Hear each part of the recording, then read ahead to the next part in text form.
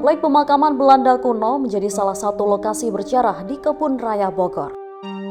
Berada di tengah rimbunnya bambu membuat kompleks pemakaman ini terkesan tersembunyi.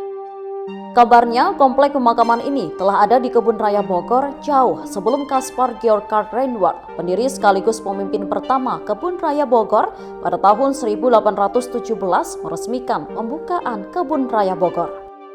Di kompleks pemakaman ini tercatat 42 makam dengan 38 makam diantaranya memiliki identitas jelas. Dari informasi yang Tribun News Bogor dapat, pemakaman Belanda di Kebun Raya Bogor merupakan makam-makam orang penting. Misalnya saja DJ de Arends yang merupakan seorang gubernur jenderal yang menjabat tahun 1836 hingga tahun 1840. Selain itu juga ada seorang ahli hukum yang pernah 2 kali menjadi pejabat sementara sebagai gubernur jenderal Hindia Belanda bernama Mr. Ari Prins. Ya, kawan-kawan Tribuners. Saat ini kita berada di kawasan kompleks pemakaman Belanda di dalam Kebun Raya Bogor yang usianya sudah lebih dari 200 tahun.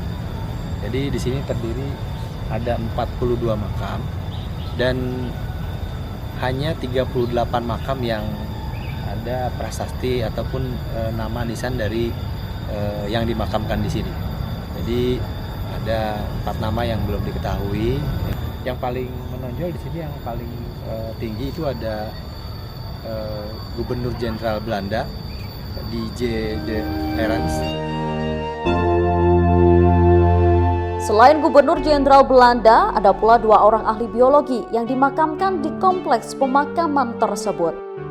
Keduanya meninggal sekitar tahun 1820-an dalam usia muda dan dikuburkan dalam satu makam.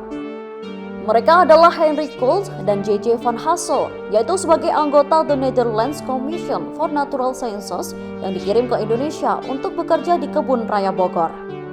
Adapun makam tertua di kompleks pemakaman ini adalah makam seorang administrator toko obat berkebangsaan Belanda yang bernama Cornelis Potman, wafat pada tanggal 2 Mei 1784. Sedangkan makam yang paling baru adalah makam Profesor Dr. A.J.G.H. Konstermans yang meninggal pada tahun 1994. Konstermans merupakan seorang ahli botani terkenal berkebangsaan Belanda yang menjadi warga negara Indonesia sejak tahun 1958. Kebanyakan ini para peneliti dari zaman Hindia Belanda yang wafat dikarenakan terkena penyakit malaria. Karena pada saat itu wabah malaria cukup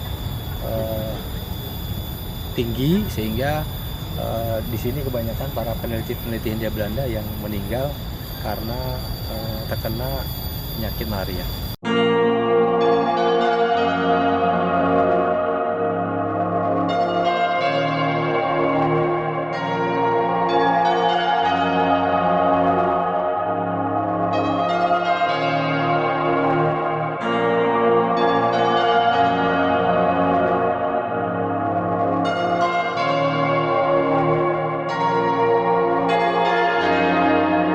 Kebersihan dan keasrian kompleks pemakaman Belanda di Kebun Raya Bogor selalu terjaga. Hal itu tentu tak terlepas dari peran pengelola Kebun Raya Bogor.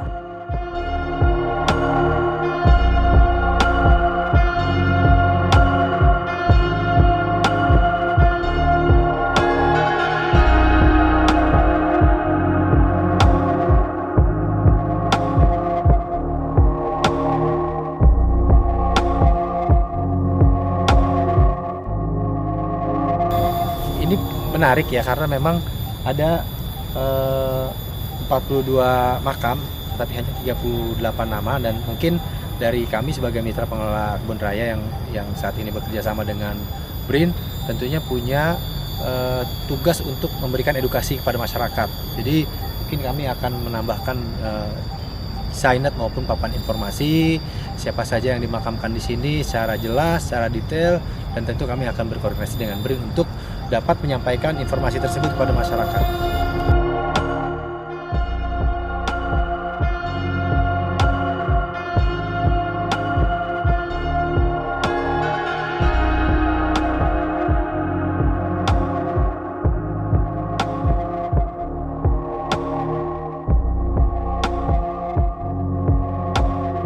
Tak jarang pengunjung menyambangi kompleks pemakaman Belanda di Kebun Raya Bogor.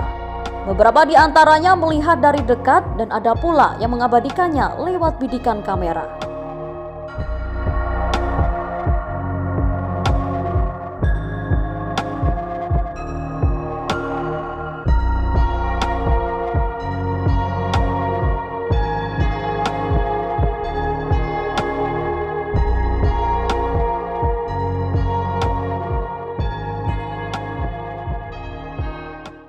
Ya, tentunya kepada para pengunjung Kebun Raya Bogor yang memasuki kompleks makam kuno Belanda di dalam Kebun Raya ini, memang area di sini terbuka. Tentunya kami mengingatkan, memberikan saran kepada pengunjung untuk tetap menjaga kode etik maupun etika ketika berada di makam. Jadi makam ini sebagai tempat bersejarah yang wajib kita hormati dan kita hargai, tentunya tidak melakukan hal-hal yang tidak bermoral di dalam kompleks pemakaman Belanda yang ada di Kebun Raya Bogor.